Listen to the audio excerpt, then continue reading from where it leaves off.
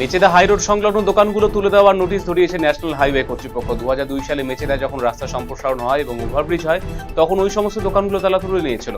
পরে জনগণের চলাচলে অসুবিধা হবে না সেই রকম জায়গায় পুনরায় দোকানগুলো বসে। এখন রাস্তা সম্প্রসারণের কোনো পরিকল্পনা নেই, জনগণের চলাচলের কোনো অসুবিধা হচ্ছে না। অথচ নতুন সরকার ক্ষমতায় এসে উচ্ছেদের নোটিশ দেওয়ায় অনেকে আতঙ্কিত হয়ে পড়েছে। তাদের সংসার চলবে কি করে এই নিয়ে দুশ্চিন্তায় পড়েছেন তারা। পুনর্বাসন না দিয়ে উচ্ছেদ করা চলবে না, এই দাবিতে অল ইন্ডিয়া ইউটিইউসির উদ্যোগে প্রতিবাদ মিছিল আয়োজন করা হলো। ভবিষ্যতে আরো বৃহত্তর আন্দোলন হুঁশিয়ে দিয়েছেন তারা। উত্তরবঙ্গে পর্যটন শিল্পকে আরো চাঙ্গা এবং উন্নত করার লক্ষ্যে পশ্চিমবঙ্গ সরকারের পর্যটন বিভাগের উদ্যোগে একটি বিশেষ সেমিনার অনুষ্ঠিত হলো বাগডোগরায়। রবিবার গোসাইপুর সংলগ্ন একটি বেসরকারি হোটেলে সেমিনারের আয়োজন করা হয়। পাহাড় থেকে সমতল বিস্তীর্ণ এলাকা হোটেল ব্যবসায়ী এবং হোমস্টে মালিকরা গুরুত্বপূর্ণ আলোচনায় অংশগ্রহণ করেছিলেন। এই দিনে সেমিনারে উপস্থিত ছিলেন রাজ্যের পর্যটন মন্ত্রী শঙ্কর ঘোষ, দার্জিলিং এর সাংসদ রাজু বিস্তা সহ অন্যান্যরা। সীমানা প্রাচীর নির্মাণে আইন ভঙ্গের অভিযোগ, পিডব্লিউডি ইঞ্জিনিয়ারের বিরুদ্ধে পঞ্চায়েত এবং থানায় অভিযোগ দায়ের এলাকাবাসীদের।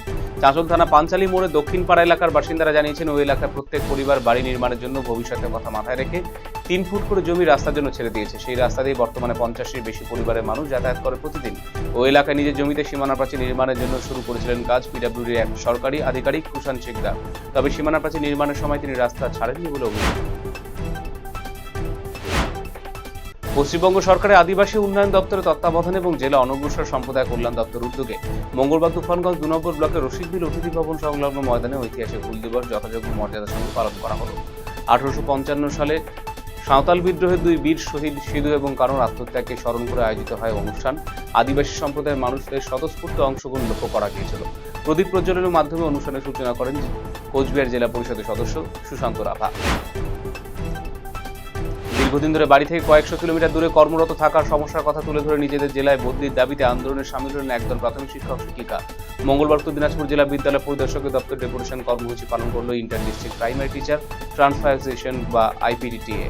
মঙ্গলবার দুপুরে কর্ণজোড়া উত্তর দিনাজপুর জেলা DI দপ্তরের সামনে জড়ো হন inter district primary teacher transfer অ্যাসোসিয়েশনের সদস্যরা।